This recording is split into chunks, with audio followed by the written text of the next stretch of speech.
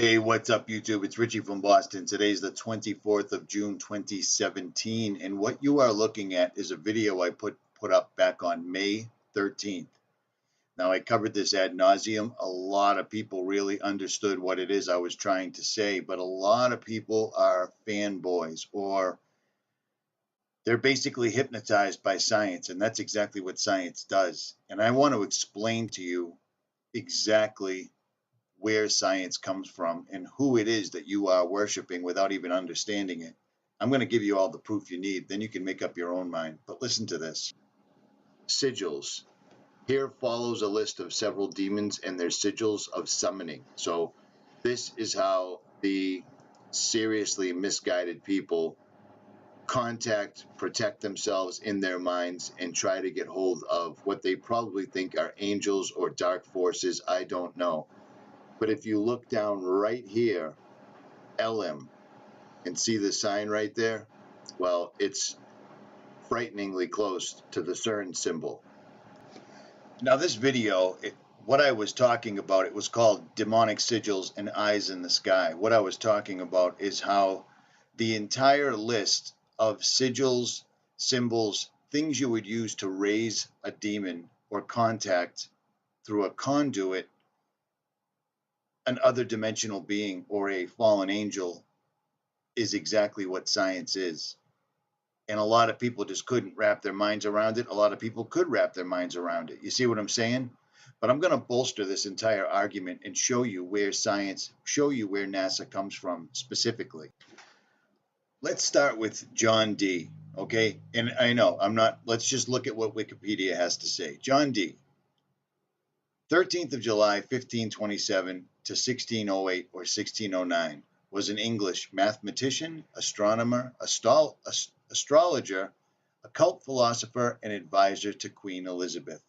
He devoted much of his life to the study of alchemy, divination, or Hermetic philosophy, and was an advocate of England's imperial expansion into the British Empire, a term he was generally crediting with coining.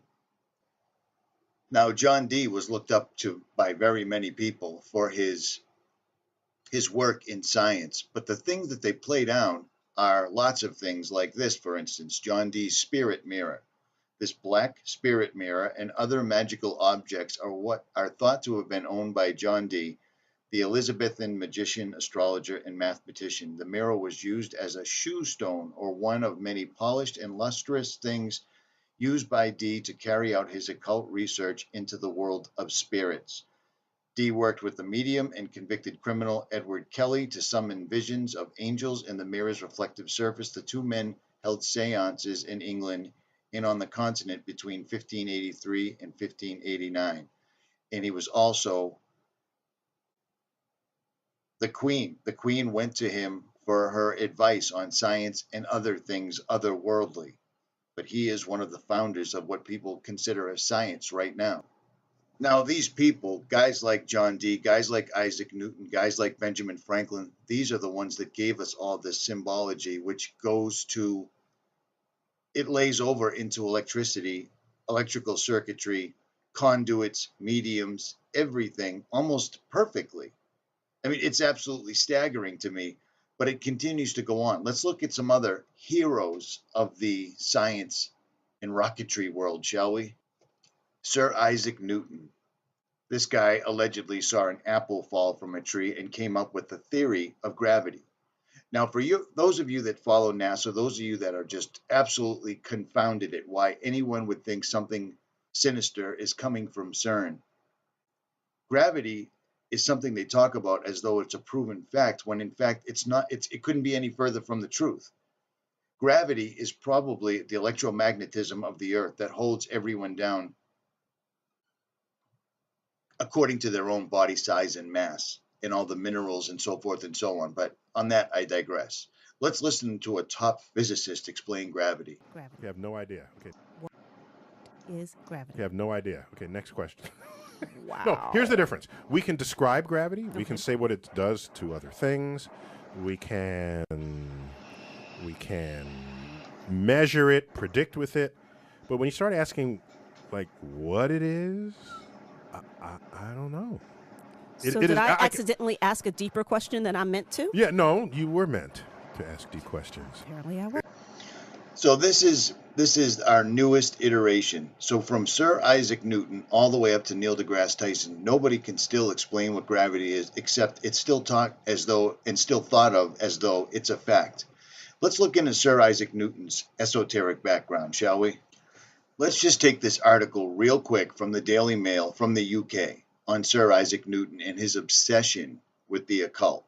He laid the foundations of classical physics and is considered to be one of the greatest scientists of all time. But Isaac Newton was deeply interested in the occult and applied a scientific approach to the study of scripture and Jewish mysticism. Jewish mysticism. What is that, you think? Exactly.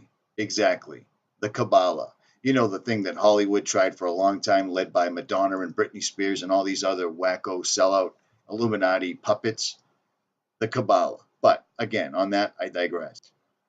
Now, Israel's National Library, which contains a vast trove of Newton's esoteric writings, has digitized his occult collection and posted it online.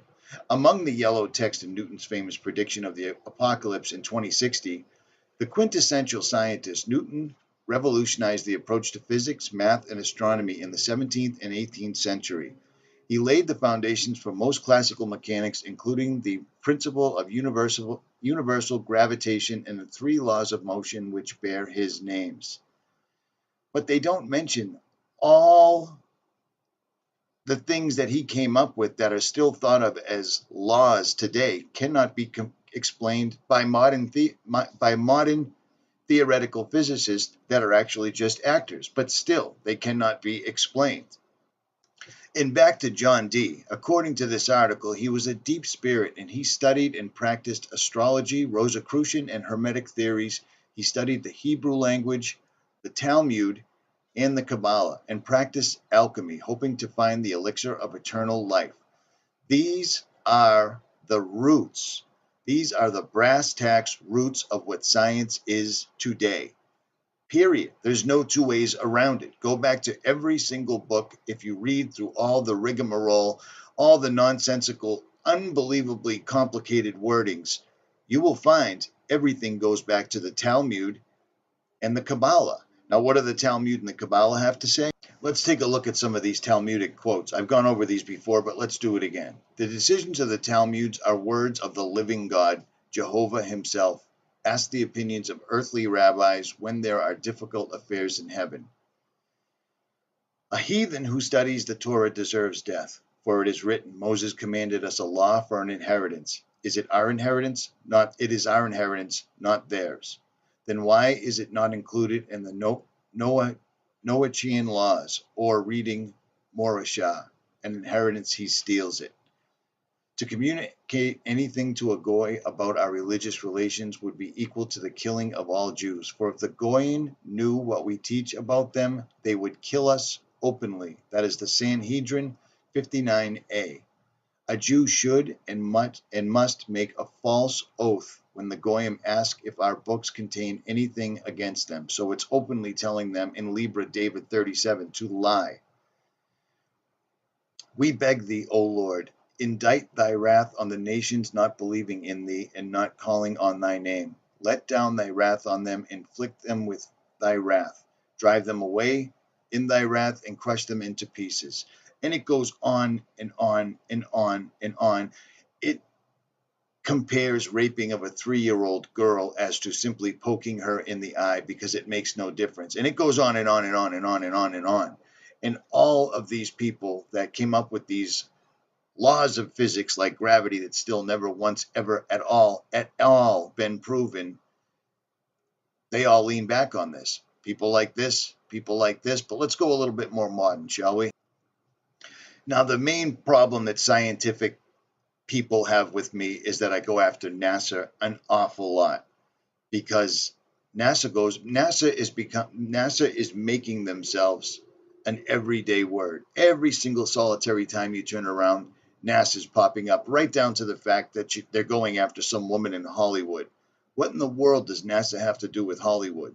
Well, it turns out NASA has a lot to do with Hollywood because everything NASA puts forward is made in Hollywood. and the fact that the word Satan is directly in front of you. Satan, and then the forked tongue. Where did NASA come from? Where did Jet Propulsion's Lab, JPL, come from? The whole thing is so incredible. The whole story is so amazing, so remarkable.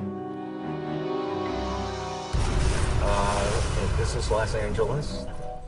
This is Black Magic. This is the founding of NASA, of Jet Propulsion Laboratories. What isn't in this story? The craters and mountains of our moon bear the names of giants of science, figures like Archimedes, Kepler, and Copernicus.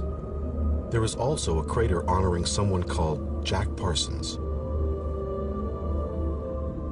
There are some who would rather he had been forgotten. Perhaps that's why his crater is on the dark side of the moon.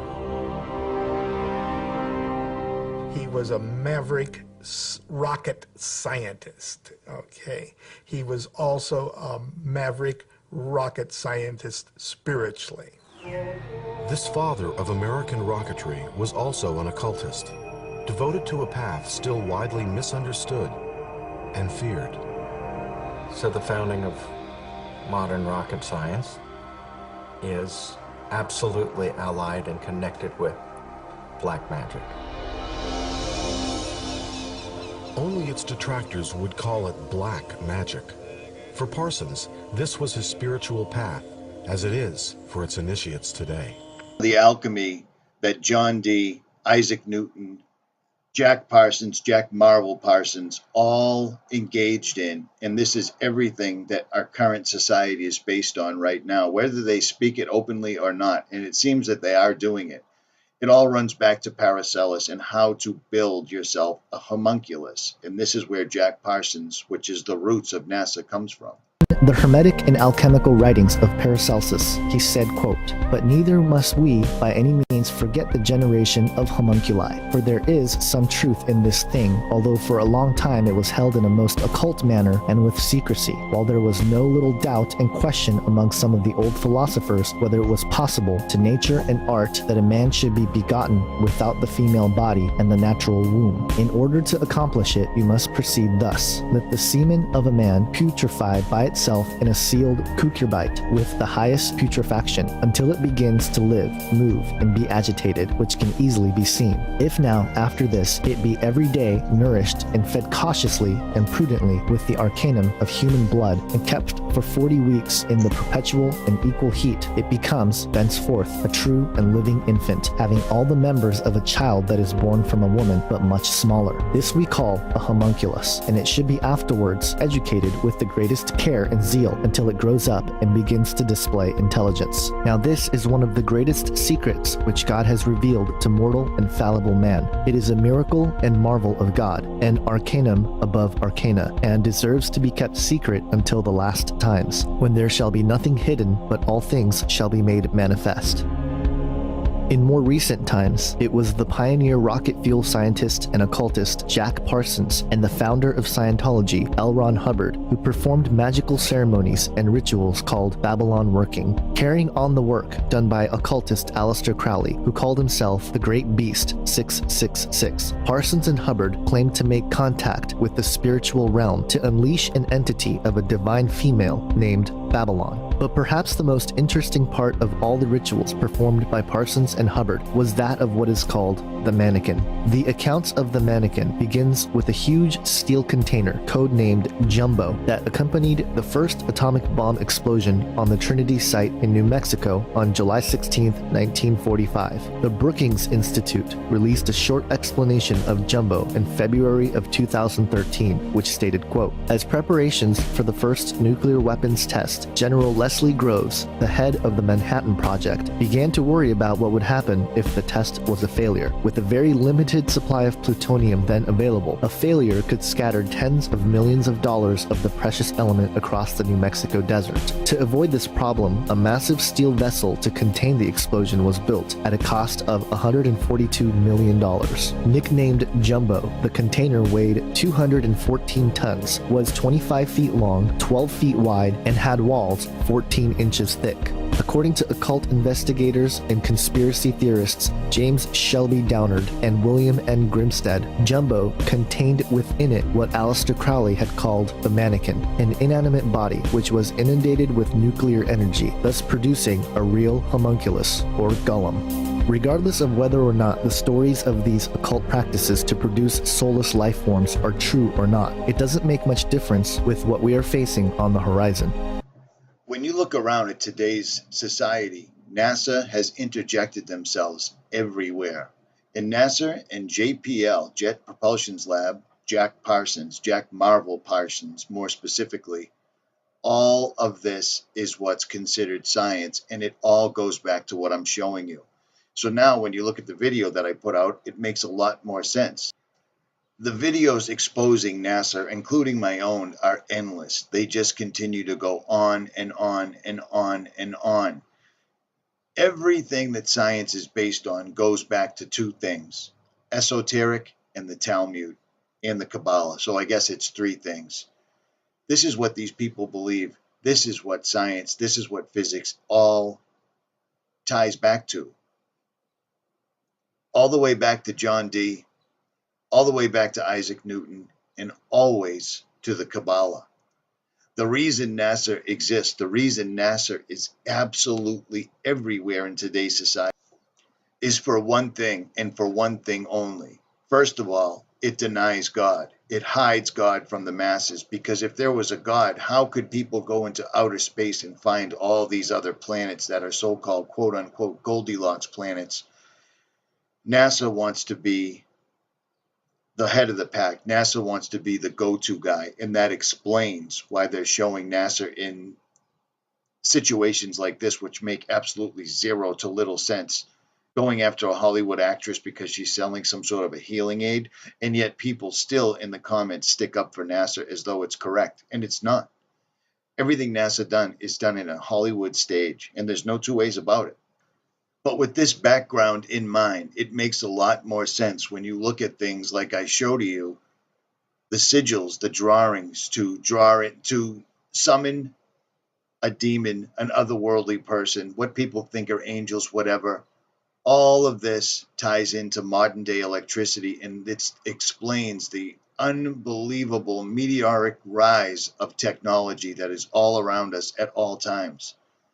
Disease, disorders, medications, vaccines, fluoridation, genetically modified. People don't even care that the person that they think that they're voting for is lying to them because they're so dumbed down.